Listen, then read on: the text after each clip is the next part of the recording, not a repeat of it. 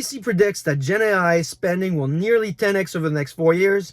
A new study shows little correlation between where you studied or where you worked out before and your ability to start a unicorn. And McKinsey breaks down the questions that the best CEOs know to ask and solve for. Those are some of the topics we're going to cover this week on your Data, AI, and Analytics Carcast. But before we do all of that, I want to touch on this book here, the High Growth Handbook, because I got some questions after I summarized Claire Hughes Johnson's book, Scaling People from You, and I thought I would address some of these questions. If you remember, in her book, Claire talked about the best interview questions, and I reminded you of one of my favorite questions by Peter Thiel, tell me something that's true that very few people agree with you on. Remember that?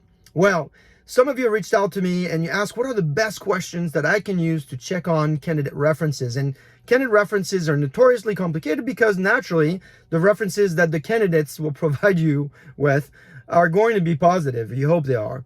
So in this book here, the High Growth Handbook by Elad Gil, by the way, if you don't know Elad, he's a Silicon Valley legend. He's an advisor to Airbnb, Gusto, Instacart, a few other companies.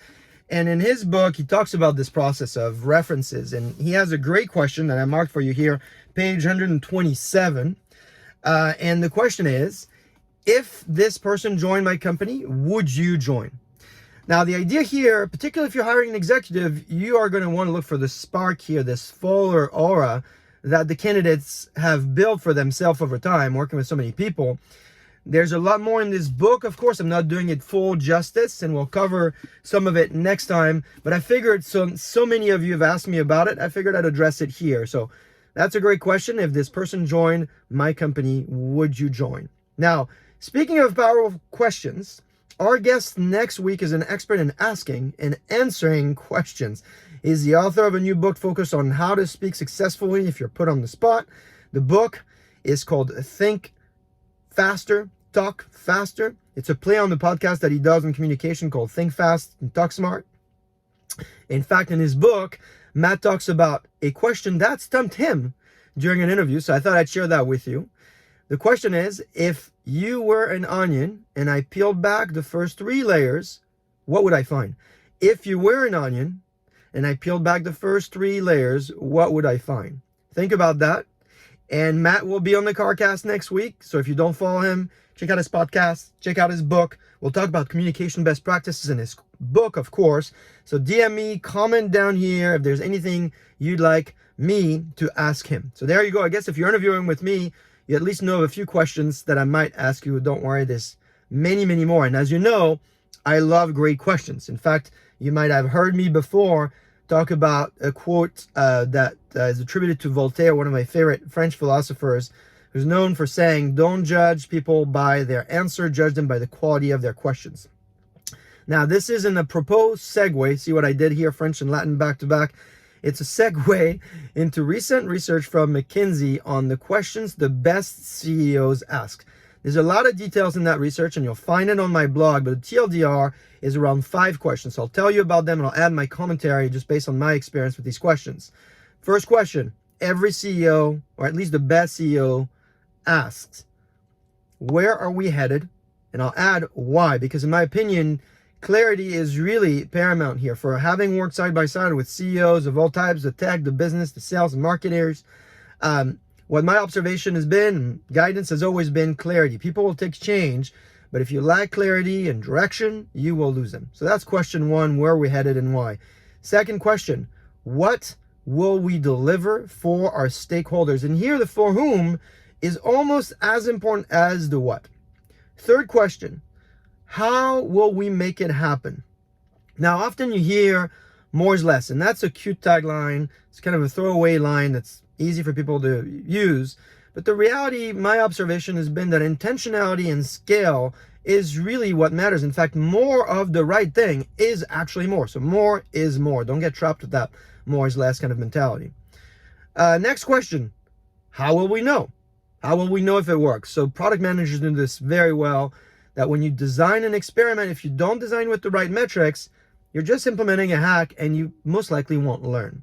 And then finally, how will we reallocate resources? You know that change is constant. So you want to design, communicate, and align how you will assess the impact of the work so you can build systems with intention to either expand them or retire. So those are 5 great questions. Like I said, there's a lot of research here and really want to encourage you to go to the blog and then check out the questions. Let me know from your personal experience, what do you need from your CEO? Now, speaking of CEOs, this past week, I learned about a great new research from, in fact, Dave McClure and Mike Nash actually tagged me on this research, so thanks for doing that, which debunks this idea of what makes a great unicorn founder.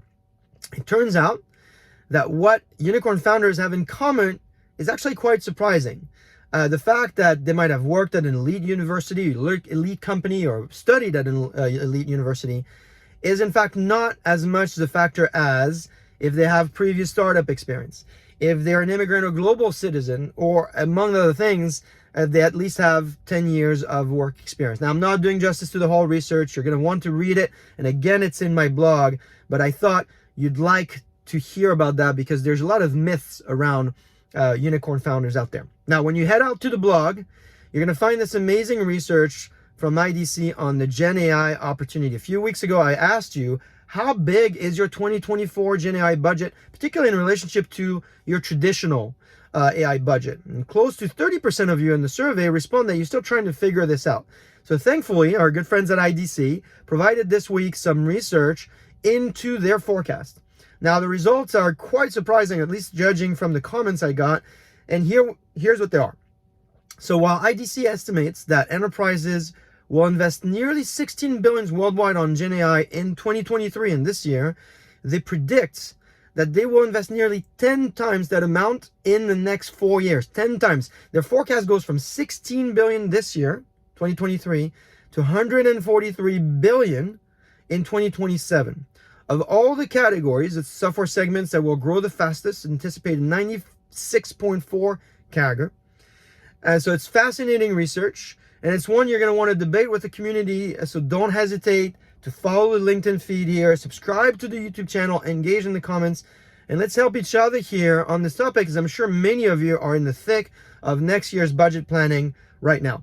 So go ahead, comment, like, connect with people in the community. Let me know what you think about this amazing IDC forecast, and I will see you next week.